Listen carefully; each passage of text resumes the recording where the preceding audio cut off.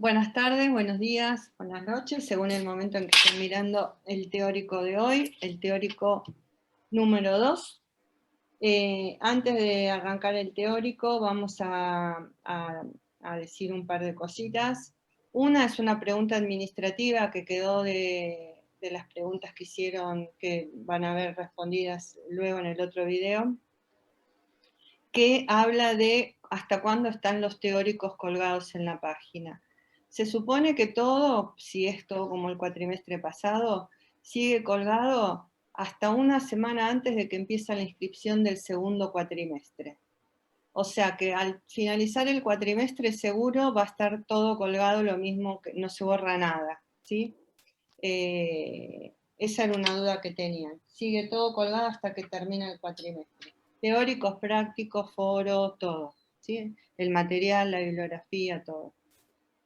Y la otra cosa que le queríamos comentar es que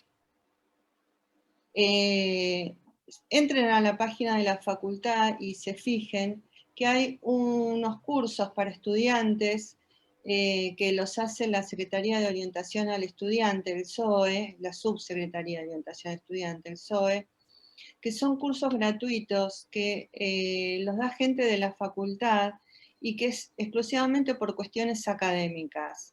Por ejemplo, estaba mirando hoy, uno de los títulos es ¿qué hacer frente a la hoja en blanco de examen? ¿Sí? Otro es, bueno, ¿cuándo voy a dar un examen oral o un final? ¿Cómo calmo esa ansiedad? Otros son talleres de escritura, de cómo se hace para, sobre todo los que tienen que hacer tesis, cómo se hace para escribir, para ahorrar tiempo, para dinamizar el tiempo. Hay 4 o 5 talleres, son virtuales y son gratis y los da gente con experiencia de la facultad. Así que ténganlo en cuenta porque nosotros hemos mandado a muchos alumnos al SOE y han tenido buenos resultados. Vieron cuando se sientan a dar un final y uno ve que el alumno enfrente se brota todo, se pone todo colorado, se pone todo nervioso. Bueno, esas cosas ayudan estos talleres que brinda la facultad para tratar de superarlas o vivir lo mejor posible con ellas, ¿sí? Y es gratis y es para alumnos, así que aprovechenlo. Dicho esto, que son las novedades que tenemos, vamos a arrancar con lo que nos quedó de la unidad 1. Sí nos quedó un texto, el texto de Gustavo, el de modalidades de funcionamiento de las organizaciones. Así que vamos a arrancar con ese texto y terminamos con ese texto la unidad 1, ¿sí? Queda finalizada. Así que si querés, Gustavo, te cedo la palabra del texto tuyo. Bueno, bárbaro. Acá la primera tarjeta ya plantea una cuestión epistemológica. La psicología institucional, como cualquier disciplina, compone sus propias tipologías para categorizar, estratificar y establecer distintas valoraciones sobre los objetos que construye, ¿sí? En el caso de la psicología institucional, tiene dos fines. Poder diferenciar las diferentes estructuras y dinámicas de una organización cualquiera, singular que nos toque, y como vía de acceso a los modos de producción de subjetividad singulares que en esas organizaciones se materializan, ¿sí? La tipología clásica, casi canónica de las organizaciones,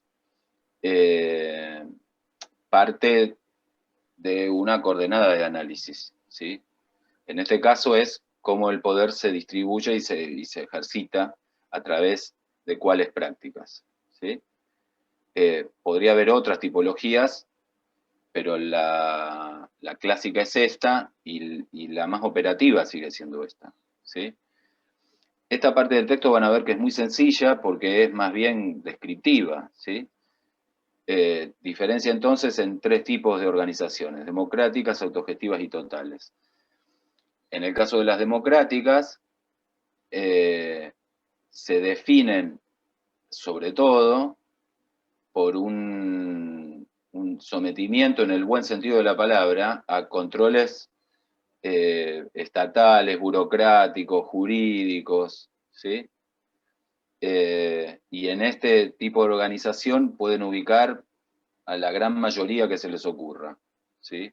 Solo estratégicamente podemos hablar de escuelas, sean públicas o de gestión privada. Ese es un ejemplo típico de organizaciones democráticas. Aunque, si exploran un poco, van a ver que hay escuelas que tienen un funcionamiento más autogestivo, ¿sí?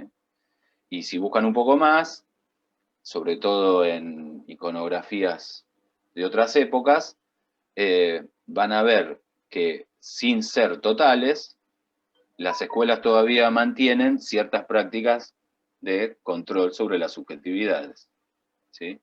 Pero son democráticas, ¿tá?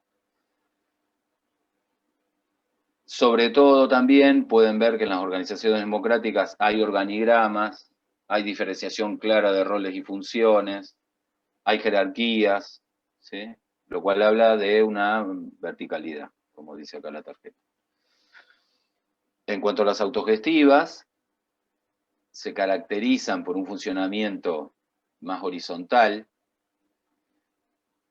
La autarquía, la autonomía y la autofinanciación son una característica, aunque puede haber organizaciones autogestivas que mantengan la horizontalidad, que remite sobre todo a las tomas de decisiones. No es que no hay jerarquías en términos de división de roles y funciones. Las puede haber, pero un mayor conocimiento del proceso de producción de una organización autogestiva no supone una mayor jerarquía, ¿sí? En ese punto es que se habla de horizontalidad. Y que también se habla de libre expresión, porque en general las decisiones en las organizaciones autogestivas se apunta, se promueve que se tomen en asambleas abiertas y libres con la participación de todos sus integrantes, en donde todas las voces valen lo mismo y todos los votos valen lo mismo, ¿sí? Ahí es donde se puede decir que se apunta, aunque sea como proyecto, a que el poder circule de un modo más distribuido, de un modo más equitativo, ¿sí? Finalmente, está el tipo de organización total, que también tienen ejemplos típicos, como son las cárceles, las clínicas psiquiátricas, actualmente las llamadas comunidades terapéuticas, en algún aspecto los conventos, ciertas organizaciones puntuales en cuanto a conventos. Y lo que las caracteriza es una serie de prácticas de quienes la integran, digamos, en donde la subjetividad individual es barrida o suprimida, en tanto toda la vida que transcurre allí, tengan en cuenta que transcurre bajo una modalidad de encierro. Entonces, todos los aspectos de la vida, desde los más genéricos hasta los más íntimos, sufren un control permanente de quienes están a cargo de esas organizaciones. Por eso se suele hablar de un funcionamiento panóptico, ¿sí? Tomando la noción de Bentham que tomó luego Foucault. Entonces, a lo que se apunta es a que todos los aspectos de la vida están bajo una estricta vigilancia y un control permanente. Por supuesto que también puede haber en las organizaciones totales núcleos democráticos, como ser el Centro Universitario de Devoto, y puede haber formaciones de vocación autogestionaria, que van desde organizarse para reclamar mejores condiciones de habitabilidad hasta un motín, ¿sí? lo autogestivo no siempre es bueno en sí mismo. Hay que ver para qué nos autogestionamos. Esta es la configuración clásica de las organizaciones, que lo van a poder ver fácilmente en el texto.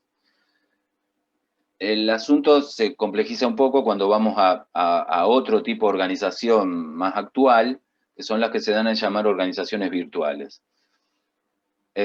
Acá pusimos algunas de las infinitas que pueden incluir, que van desde una aplicación como es WhatsApp, una aplicación como es Rappi, que es un servicio de delivery, pues empezó como de comida y se va ampliando a cualquier cosa. Se incluye una red social, como tantas hay. Se incluye Mercado Libre, que cambió el logo, dada la pandemia. Se incluye Uber, que es el viejo servicio que la gente grande llamábamos remis. La diferencia es que te bajas la aplicación. Y tenés el buscador más usado del planeta, que es Google, ¿sí? Y finalmente, Globant, que es una empresa de servicios informáticos, ¿sí? Que van desde recolección y venta de datos hasta venta de nuevas tecnologías de capacitación de personal, como hablábamos antes, de psicología del trabajo, por ejemplo. Ahora, ¿qué sucede? Al llamarlas virtuales a estas organizaciones, solemos dar por sobreentendido, como un dato natural, que no son materiales, digamos. Si son virtuales es porque no son materiales. Entonces ahí se arma una falsa dicotomía, porque terminamos naturalizando que estas organizaciones pueden existir sin un emplazamiento organizacional, digamos, ¿sí? Y ahí se pierde de vista dos cosas. Una, que efectivamente todas estas organizaciones tienen un emplazamiento geográfico, territorial, porque todas tienen oficinas, más allá de que algunas se encarguen de tener muy poquitas, como una cuestión estratégica, Uber, por ejemplo. Y sobre todo, que todas estas organizaciones no es que no tendrían razón de existir, no existirían si no hubiera eso que se llama Internet, ¿sí? Y que si bien produce eso que se llama virtualidad, también lo puede producir porque tiene una base material, ¿sí? Cientos de servidores enormes dispersados por todo el mundo. Por eso existe Internet. Y por eso pueden existir estas organizaciones como tantas otras. Entonces, más que de organizaciones virtuales en sentido puro, por estos problemas que plantea, es que resulta más estratégico pensar en organizaciones con mayor o menor grado de virtualización. Hay organizaciones más virtualizadas que otras. Estas que acabamos de ver son organizaciones altamente virtualizadas por la sencilla razón de que sin Internet no existen, ¿sí? Internet es el medio a través del cual se mueven. Entonces, podemos pensar que Amazon, que es una especie de mercado libre pero planetario, que en su momento se quiso instalar en Argentina. Amazon es una organización altamente virtualizada porque sin Internet no existe, ¿sí? Por más que tenga una base material, ¿sí? Pero su razón de existencia es que a través de Internet vosotros pueden pedir cualquier cosa y Amazon se encarga de hacérselo llegar a vuestro hogar, ¿sí? Una organización con un gradiente medio de virtualización puede ser un supermercado, como puede ser Coto, en su variante digital, ¿sí? Si mañana cae Internet, Coto no cae como empresa, simplemente deja de ofrecer un servicio, ¿sí? Pero no depende de la virtualidad, llamémosle, para existir, ¿tá?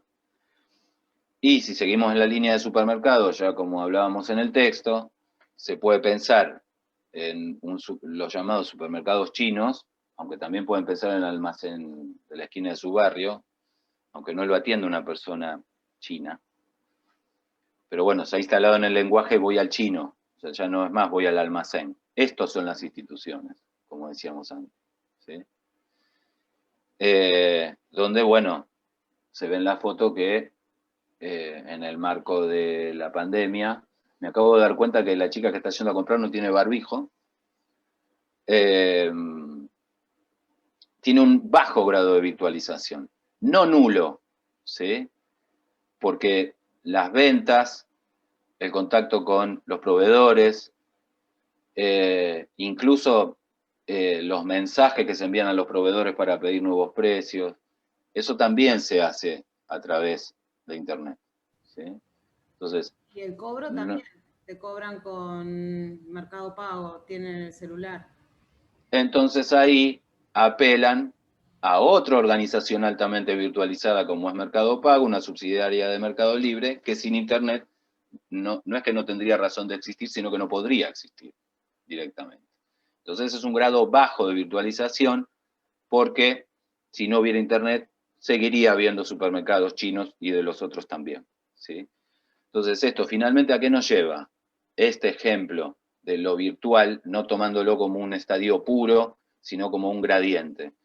Que también a la hora de ir al campo nos encontramos con gradientes de democratización, con gradientes de autogestión y con gradientes de control y vigilancia, ¿sí? Podemos suponer que si alguna vez, como el grupo de investigación de UBASIT, que contó Nora el primer día, trabaja en organizaciones totales, ahí los gradientes de control y vigilancia son altos, ¿sí? Ahora, esos mismos gradientes de control y vigilancia pueden ser altos, por ejemplo, en Uber o en Rappi, ¿sí? Donde cada uno de los movimientos del chofer o del muchacho, muchacha que va en la moto, son localizados, geolocalizados, y donde se sabe qué vende, a cuánto, a quién, cuánto tiempo tardó, ¿sí? Y genera lo que se llaman los estándares o calificaciones que dan puntaje, y que a mayor puntaje dado por los usuarios, ¿sí? Mayor posibilidad de tener más pedidos. Ahí hay un estricto control y vigilancia de los movimientos, las velocidades y las eficacias, y no se nos ocurre llamar a esas organizaciones altamente virtualizadas, no se nos ocurre llamarlas organizaciones totales. ¿Tá? Entonces, quizá la conclusión de este texto sea, no busquen organizaciones puras, porque no las van a encontrar, sino que tengan en cuenta estas coordenadas como para ver qué gradientes hay a partir de estas tres coordenadas. Que para ver esos gradientes de los que hablaba Gustavo, es que está la psicología institucional que los toma para ver y para articular con el texto que viene a continuación, ¿sí? Con el texto de Schlemelson. Nosotros ahora vamos a arrancar con la unidad 2, pero primero vamos a poner un poquito de orden en algunas cosas. Con el programa en la mano, ustedes miren que la unidad 1 es psicología institucional. Por eso presentamos las escuelas que trabajan lo institucional y dejamos como que está separado y no dentro de esas 4, que por supuesto no son las únicas, son solo 4 que trabajan con lo institucional, dejamos como separado psicología institucional, ¿sí? Porque es el título de lo que vendría a ser la primera unidad, psicología institucional, y es la modalidad en que trabajamos nosotros. Por eso van a ver en las 3 unidades que siguen, en la unidad 2, en la 3 y en la 4, las dimensiones de análisis que como psicólogos institucionales consideramos cuando vamos a trabajar al campo, cuando vamos a trabajar como consultores. Para luego de la unidad 2, de la unidad 3 y la unidad 4, de ver la dimensión operativa que vamos a ver hoy, la dimensión histórica, antropológica y la dimensión vincular, luego de ver esas 3 dimensiones que hacen al trabajo nuestro como psicólogos institucionales, vamos a ver entonces las 4 escuelas. Y de las 4 escuelas vamos a tomar conceptos, ¿sí? Que los vamos a tomar, que esto quiere decir que vamos a ver dentro de esas escuelas conceptos que nosotros los tomamos también para trabajar como psicólogos institucionales, ¿sí? Esto como para poner un orden de cómo está el programa y el porqué del programa. Ustedes, si tienen en claro que vamos a ver 4 escuelas más, que es la psicología institucional, se van a dar cuenta que las 4 primeras unidades hacen a la psicología institucional y las 3 que siguen hacen a las, o las 4 que siguen hacen a las otras escuelas, ¿sí? Esto por lo menos en la parte de teóricos, para que tengan un orden que además es el orden que figura en el cronograma, ¿sí? Entonces, vamos a ver ahora el texto, dijimos ya arrancando con la unidad 2, el texto de Aldo Schlemenson, que es un texto viejito, no es un texto nuevo, pero es un texto que tiene total vigencia, que nos permite a nosotros ver la dimensión operativa de las organizaciones. ¿Qué quiere decir la dimensión operativa? Es lo manifiesto. Es lo que cuando vamos y tomamos las primeras entrevistas preguntamos. Es lo que a través de esas respuestas nos va a mostrar la primera cara de la organización, nos va a mostrar lo visible. Y a veces es lo más fácil de averiguar, porque de esto visible, luego, cuando nos sentamos a analizar en nuestro grupo de trabajo, se desprende lo latente que está al interior de estas organizaciones, o de la que nos convoque, ¿sí? Entonces, en este texto, él va a presentar 7 dimensiones de análisis. Ustedes van a ver al principio del texto, a ver a dónde lo tengo, van a ver que él toma la referencia del concepto de organización de varios autores, autores con los que él hizo escuela, ¿no? Con los que él estudió. Emery, Trist, también Sebastian Freud, era psicólogo Schlemenson, ¿sí? Estuvo en nuestra casa, estuvo con nosotros en una jornada de trabajo, y falleció hace algunos años.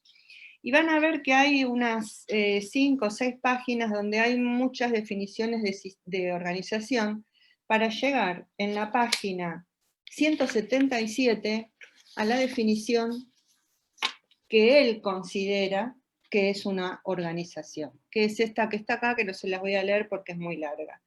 Pero de esta definición de organización como sistema sociotécnico, y miremos bien la palabra sistema y acordémonos la clase pasada que vimos el tema de los sistemas, cuando vimos el texto de Miriam con la teoría de la complejidad, etc.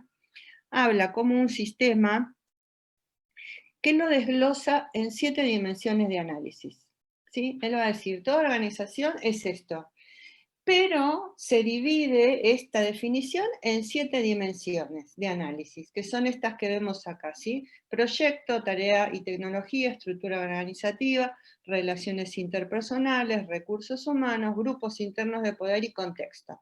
Esto es lo manifiesto de una organización. El contexto, en esta diapositiva, lo vamos a ver como que está por fuera de la rueda, porque el contexto modifica todo el tiempo cualquiera de las otras dimensiones, que además están puestas en un orden, pero solamente a los fines gráficos, a los fines explicativos. No es que una es más importante que otra, sino que están todas interactuando permanentemente. ¿A qué apunta con este texto entonces? A lo observable, ¿sí? A ver qué es aquello, desde lo que él plantea, que se puede o que puede orientar procesos de cambio en una organización. Arrancamos con el proyecto, ¿sí? El proyecto, va a decir él, es el soporte fundacional. Es lo primero que existe en toda organización. Piensen ustedes, nosotros en los teóricos presenciales hacemos un ejercicio de armar entre todos los que estamos ahí una organización.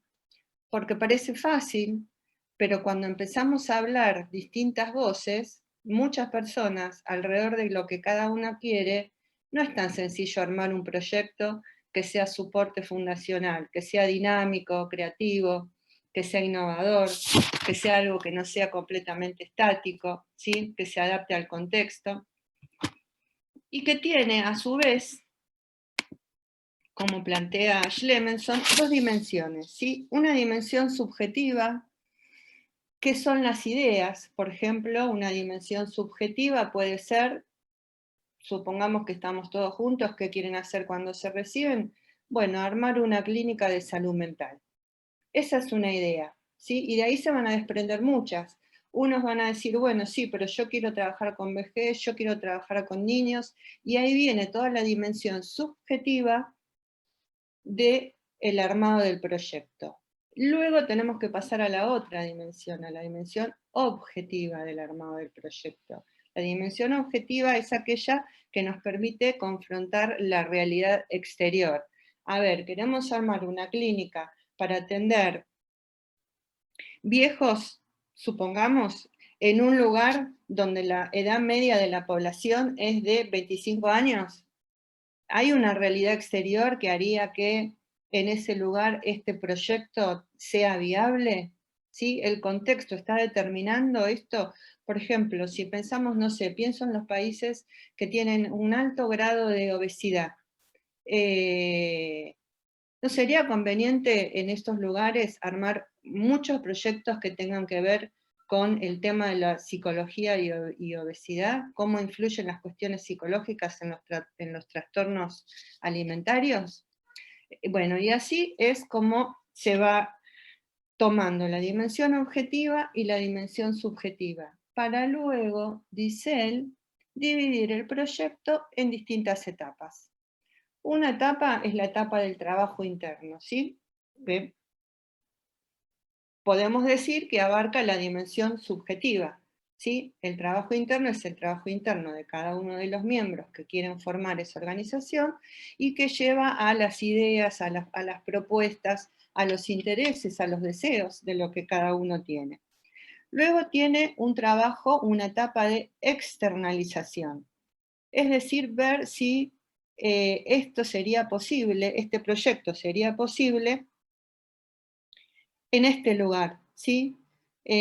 Sería fijar las metas para esta externalización y cómo alcanzarlas, ¿sí? Por ejemplo, yo tengo como meta trabajar con trastornos alimentarios, entonces, ¿qué metas me voy a poner? Voy a decir, bueno, para ver qué sería como la autoevaluación, ¿no? Como para ver que esto va a funcionar, voy a tomar que si el 15% de los pacientes que recibo tienen un alto grado de aceptación al tratamiento, esto quiere decir tal cosa y tal cosa, ¿sí?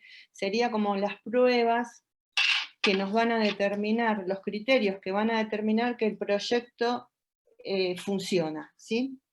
Y luego la prueba de realidad, que es lo que decíamos hace un rato, es ver el target, ¿sí? Al que está dirigido. Yo no puedo hoy en día, no sé, pensar que voy a hacer, decimos el ejemplo para los que somos más viejos lo tenemos más claro, las ballenitas de las camisas, ¿sí? Los cuellos de las camisas tenían acá, para los más jóvenes, como un palito que hacía que el cuello esté siempre así durito, que se llamaban ballenitas, las ballenitas de las camisas. Hoy, si hacemos una prueba de realidad, no tenemos un target que compre eso porque no existe más camisas que queden con el cuello bien durito, almidonadito, ¿sí? Como se utilizaba en otros tiempos. O el famoso almidón de los guardapolvos blancos. Cosas de re vieja estoy diciendo, ¿sí? Pero bueno, son proyectos que a lo largo del tiempo han tenido que ir pasando la prueba de realidad y que cuando uno va a armar un proyecto tiene que tenerlo en cuenta, porque si no, el proyecto fracasa. Proyecto, entonces, soporte fundacional básico, tiene dos dimensiones, subjetiva y objetiva, y tiene tres etapas: trabajo interno, externalización y prueba de realidad. Si el final siguiera siendo multiple choice, y esto es una punta que tiramos, una pregunta del multiple choice, anotémosla, chicos, para no olvidarnos, porque tengo que hacer 7 millones de preguntas, podría ser, según Schlemenson, las etapas de un proyecto son trabajo interno, externalización, prueba de realidad. 1, trabajo interno, sin prueba de externalización, sin prueba de realidad 2, o trabajo interno, trabajo de externalización, prueba de comprobabilidad. ¿Sí? Por ejemplo, tendrían que elegir cuál de las tres es la que corresponde. Esto porque seguramente vamos a tener un final que también va a ser virtual multiple choice, para que vayan empezando a pensar cuando leen y cuando escuchan los teóricos y las clases, las cuestiones que son más como centrales. Pasa a otra dimensión, a la dimensión de la estructura, que repetimos, no tienen un orden jerárquico, y la estructura es el marco formal de una organización, ¿sí? Nos habla de los roles y de las funciones, de las responsabilidades que hay dentro de una organización. Y para ello tenemos, o contiene, digamos, la estructura, contiene, primero el organigrama. El organigrama es la forma gráfica, son esos ravioles que ustedes ven que se arman, hay un presidente, un vicepresidente, vocal, secretario. En la cátedra el organigrama sería titular, adjuntos, JTP, ATP, coayudantes, alumnos, ¿sí? Y el contexto, la Facultad de Psicología, y el macrocontexto, la Universidad de Buenos Aires.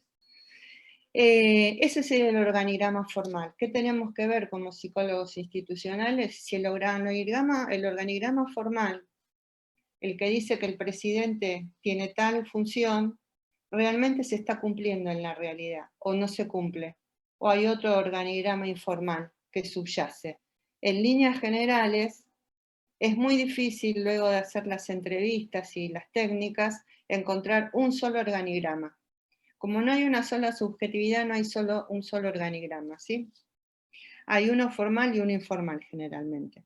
Contiene además la estructura, la definición de las funciones, la estructura también tiene la definición de las tareas, también establece la estructura de los mecanismos de comunicación, la comunicación es horizontal, es fluida, o se manejan con el chisme, se manejan con el rumor, todo va sotoboche o se puede trabajar con libertad y decir lo que se piensa. Se comunica bien las cosas, se comunica cara a cara, se comunica por medio de memorándum, de mails. ¿Qué tipo de autoridad existe? También es otra de las cosas que se ven. ¿Qué niveles de autoridad hay? ¿Quiénes ejercen el poder adentro de esa organización? ¿Cuáles son los objetivos que tienen cada una de las posiciones? ¿Sí? Cada uno de los empleados que hace ahí, qué objetivo tiene su rol. ¿Y por qué vemos esto? Porque muchas veces el sufrimiento institucional, CAES, aparece cuando el objetivo de la posición no se corresponde con la tarea que le mandan las autoridades a esa persona llevar adelante, ¿sí? Es como cuando en un equipo de fútbol, a nosotros nos gusta el fútbol, a los cuatro. En un equipo de fútbol mandan al arquero a ser de defensor. No es el objetivo de su posición, ¿sí? Le mandan a hacer una tarea que la persona no está preparada para hacer. Por eso miramos también y analizamos la estructura desde lo formal. Y va a decir Schlemenson, tomando a Jacques, que es uno de sus maestros, que hay 4 formas organizativas, que puede ser otra pregunta también de multiple choice. ¿Cuántas formas organizativas hay, según Schlemenson? Y él va a decir que hay una forma organizativa que es la formal. La formal es la que está plasmada en el organigrama. Entramos a un hospital y vemos el organigrama que dice director, fulano de tal, subdirector, psicólogo, médico clínico, esto, aquello, lo otro. Esa es la estructura formal. La estructura presunta es la que perciben, las que presuponen los miembros de la organización que existe. Quizás no es la que existe, no es la formal, pero es la que ellos presuponen que existe, ¿sí? Muchas veces dicen, sí, acá el presidente es fulano de tal, pero en realidad que toma todas las decisiones y que dice las cosas como hay que hacerlas, y siempre le vamos a preguntar es a fulanito, que por ahí no tiene nada que ver con esta función de tener que tomar una decisión que le correspondería al presidente. Otra vez hay un desfasaje entre las tareas y los objetivos de cada posición.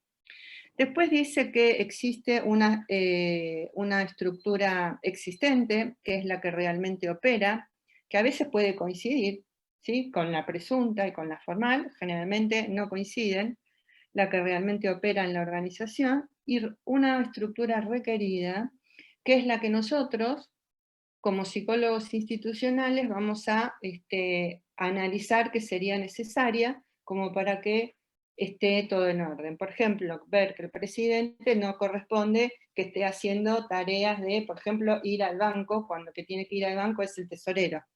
Por ejemplo, por decir cualquier cosa, ¿no? Por dar un ejemplo, en realidad. Y lo que va a decir Schlemenson en relación a la estructura es que sí importa el tamaño de una organización. Sí es importante el tamaño, porque cuanto mayor o más grande sea la organización, más se pierden los vínculos. Entonces es importante ver el tamaño de una organización cuando estamos en ella, para ver si funcionan como compartimientos estancos o si hay una unidad organizacional. ¿Sí? Entonces, también hay que tener en cuenta esto. En línea general, cuando van a hacer el trabajo en campo, no van a organizaciones que estén divididas por muchas áreas. Una vez sí nos llamaron de una organización que tiene sede en Argentina, que es mexicana, que hace productos de higiene, para trabajar con una sola área de esa organización, con los clerquistas, ¿sí? Que son los que suben y bajan las cajas, las máquinas, para trabajar solamente con ese sector. Muy difícil, porque trabajar con un sector que estaba en conflicto, pero que ese conflicto repercutía en toda la organización, es complicado. Por eso hay que ver bien cuando uno toma un trabajo de este estilo, hacia dónde apunta y cuál es el objetivo del que nos llama, sobre todo. Después va a decir que hay una tarea y una tecnología. La tarea refiere a la actividad primaria, a la tarea primaria de una organización. Podemos pensar en el caso de la facultad, sería educar, sería formar psicólogos. Toda tarea primaria lleva una tarea secundaria, dice Schlemenson. En el caso de la facultad sería, la tarea de la cátedra es tratar de transmitir lo más claramente posible el trabajo del psicólogo institucional, y tenemos tareas secundarias como son la de armar las diapositivas, la de armar el programa, la de firmar los presentes cuando vamos presencial, la de hacer los nombramientos, la de pensar los parciales, la de corregir los parciales. Son todas tareas secundarias que hacen a la tarea primaria de la organización.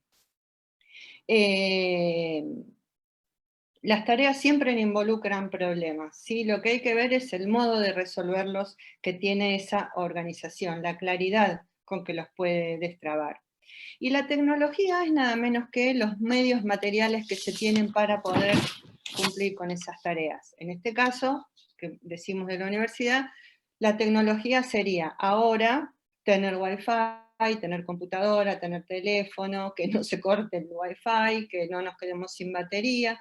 En lo presencial sería, bueno, tener el cañón, tener el pizarrón, tener las sillas, que las sillas tengan su bracito para no tener que estar escribiendo en el aire, tener condiciones, no sé, que uno esté bien en el lugar de trabajo, ¿sí? Que tenga todos los elementos que necesita para llevar adelante el trabajo. Eso sería la tecnología. Es muy sencillito. Después va a hablar de integración psicosocial. La integración psicosocial hace a las relaciones interpersonales, hace a lo vincular que se da dentro de una organización, al sistema vincular, que acá lo sigue a Freud, Schlemenson plantea que hay una relación vincular con las jerarquías, y una, o sea, vertical, y una horizontal, que es entre pares. Esto él no lo desarrolla mucho en el texto, nosotros no lo vamos a desarrollar mucho porque es lo que vamos a ver cuando veamos o cuando vean estructura libidinal en práctico, ¿sí? Integración psicosocial, Schlemenson la está pensando desde ese lado, ¿sí? ¿Qué tipo de relaciones se dan entre las personas que trabajan en una organización? Otra dimensión es el aprovechamiento de los recursos humanos. Y va a decir que estos recursos humanos, este aprovechamiento, son los factores que marcan la relación que el sujeto va a tener con su trabajo. Y va a decir, hay 4 factores. Hay 4 factores que marcan la relación. Uno de los factores es el salario. Pero él el salario lo va a entender por ahí no como que, ay, yo merezco ganarme tal cosa, sino como que a igual tarea, igual remuneración.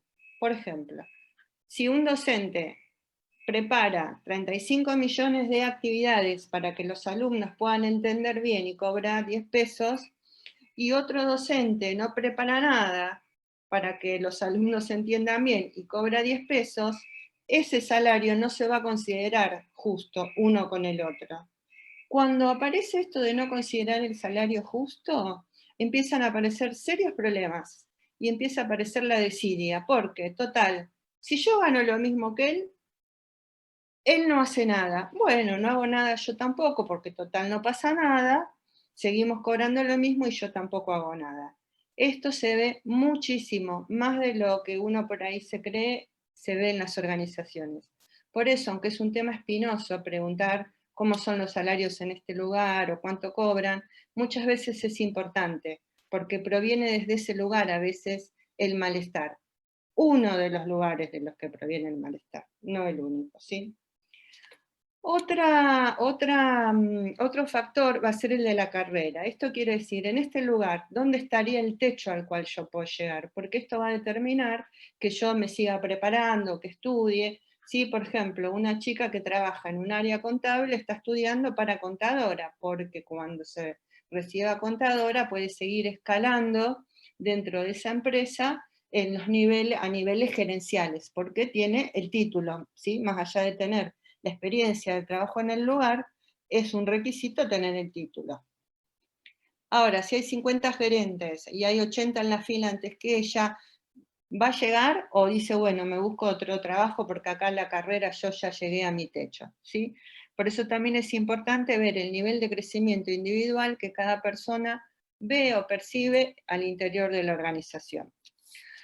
Otro ítem es la tarea dentro de los recursos humanos. La tarea es monótona, es aburrida, tengo que hacer siempre lo mismo, me mandan a que haga siempre lo mismo, o hay lugar a la creatividad, o tengo espacio para que lo instituido, vamos a decirlo en otros términos, no nos aplaste y el instituyente creador pueda aparecer y desplegarse. ¿Pasa esto? ¿O siempre tengo que hacer lo mismo? Es rutinario. ¿Tengo autonomía para la decisión? ¿Hay flexibilidad o todo lo contrario? Y por último, va a hablar de confort y salubridad, diciendo que está hablando acá de lo que se conoce como CIMAT, que son las condiciones y medio ambiente de trabajo. ¿Las condiciones son saludables? ¿Las condiciones de trabajo son saludables? ¿Este medio ambiente que existe afecta mi estado de ánimo? Si yo voy a dar clases en un aula que en verano hace 40 grados de calor y no tengo aire acondicionado, no tengo ventilador, es un aula cerrada, ¿afecta mi ánimo como trabajadora para dar clases?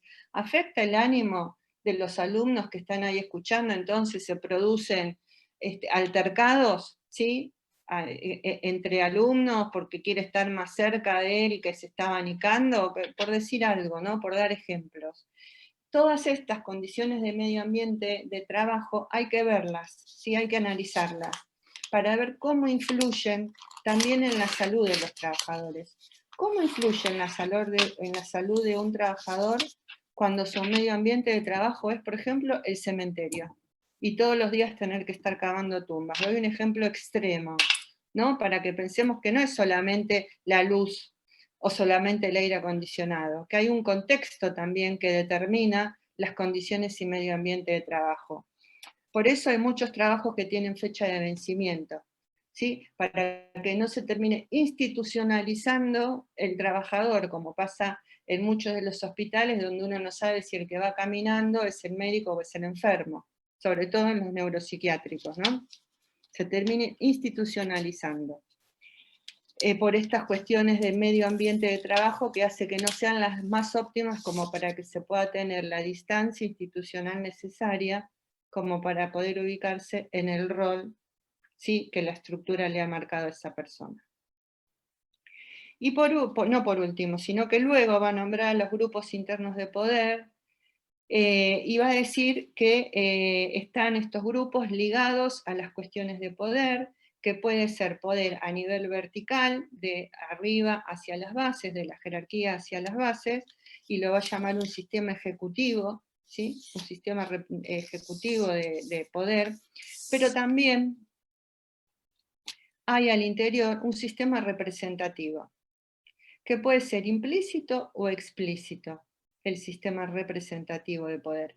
El explícito generalmente está dado por lo que los sindicatos tienen al interior de las organizaciones, ¿sí? Por ejemplo, ustedes saben que en la facultad nosotros tenemos, aparte de los docentes y los alumnos, tenemos los no docentes. El grupo de no docentes al interior tiene su delegado, que hay elecciones una vez por año, al interior de la facultad se elige una vez por año quién va a ser el representante de los trabajadores no docentes, y ese representante, ese sistema representativo explícito, es el que va a conversar y a discutir los temas, en este caso con el decano, con las autoridades de la facultad, en el bienestar de sus trabajadores, de sus representados.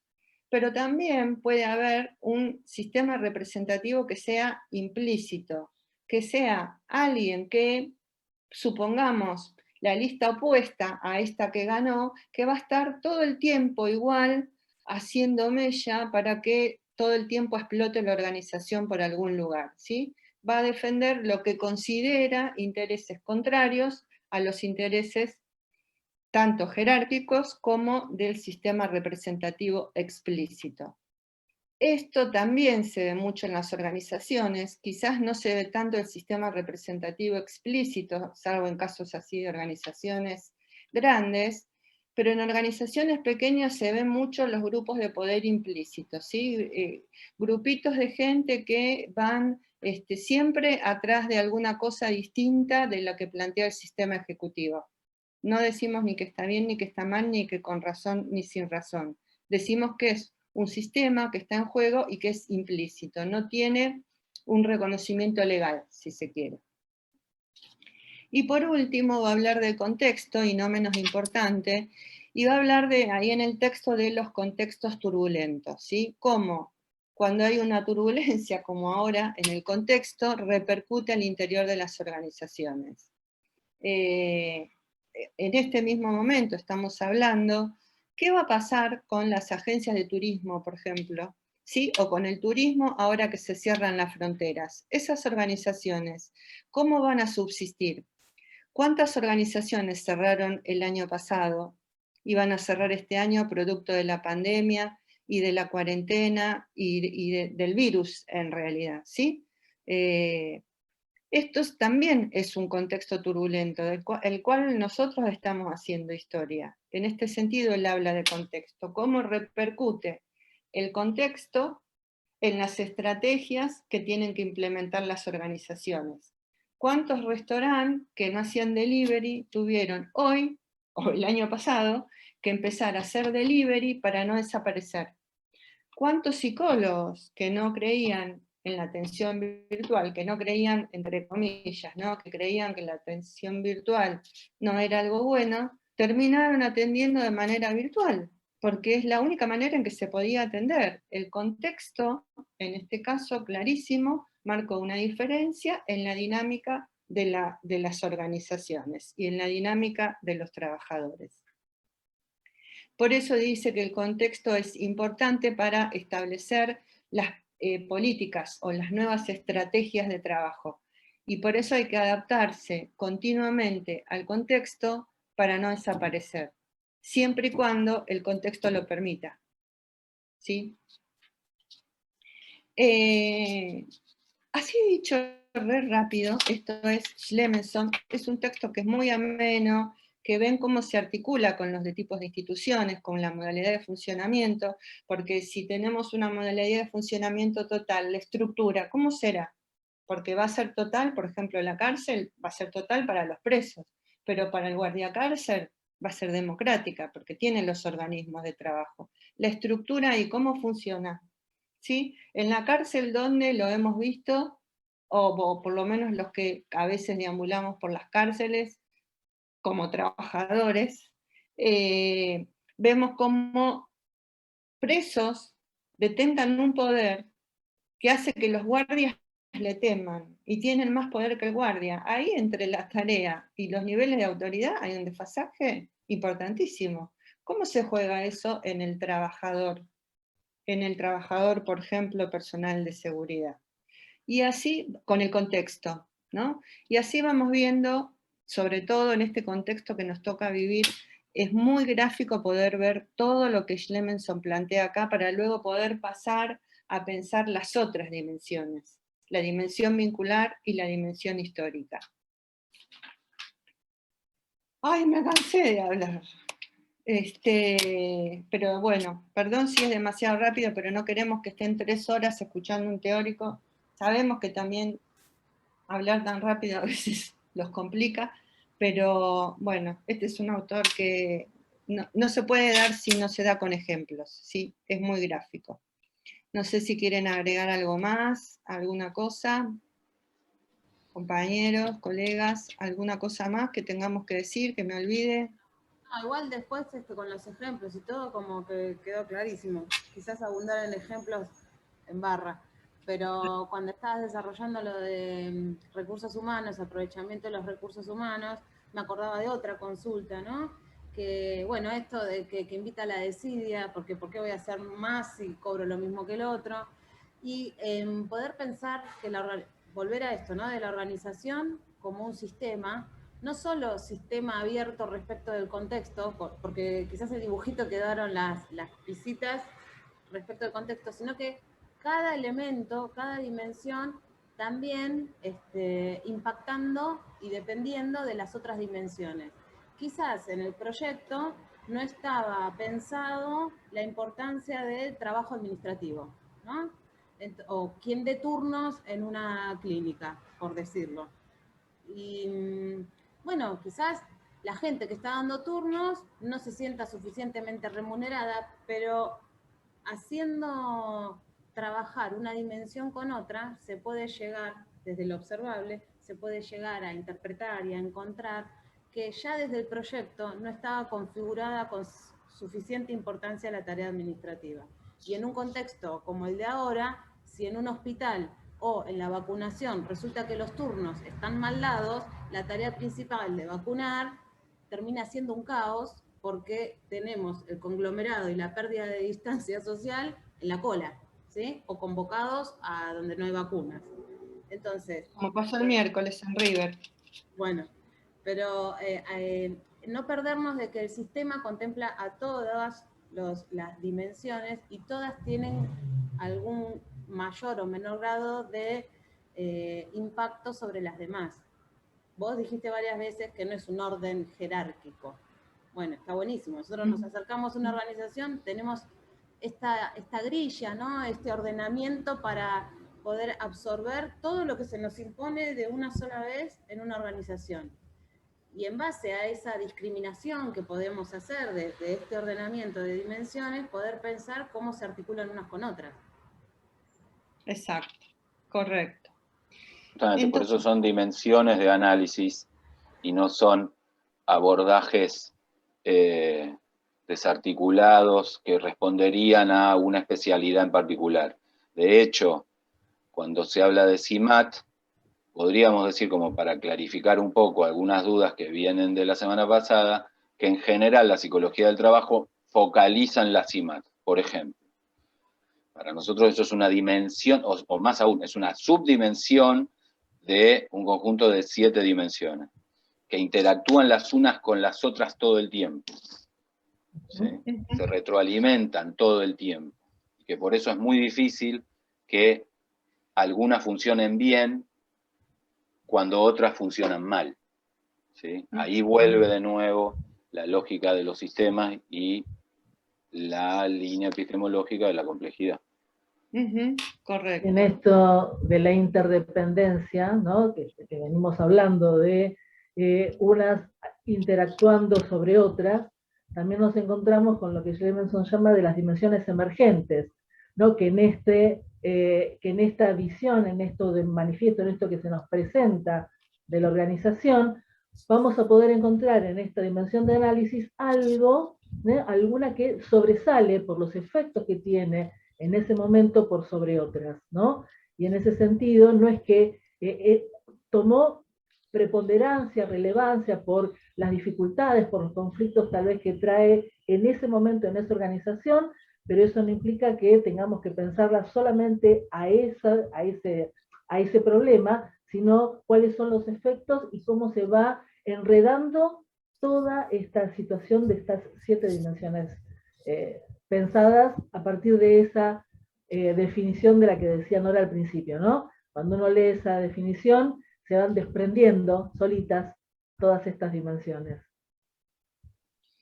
Sí, bueno, entonces, para cerrar, hoy vimos tipos de institución, las modalidades de funcionamiento, autogestiva total democrática, vimos qué pasa con la virtualidad, con la semi-virtualidad, que vendría a ser como la semipresencialidad, nosotros lo estamos viviendo también. Podríamos llamarnos un coto con, hasta que vuelva a lo presencial. Vimos las 7 dimensiones que plantea Schlemenson, es lo manifiesto, lo primero que tenemos que ver cuando vamos a una organización, y la semana que viene vamos a ver las configuraciones organizacionales, las nuevas, una de esas sería lo virtual, de lo que estuvo hablando hoy Gustavo, otras serían las pymes, que es el texto que vamos a ver, el de Mi Pymes, medianas y pequeñas empresas, un texto de Lorena Pérez, una docente de la cátedra, de los miércoles, y vamos a ver empresas familiares, ¿sí? Un texto de Press, de Eduardo Press.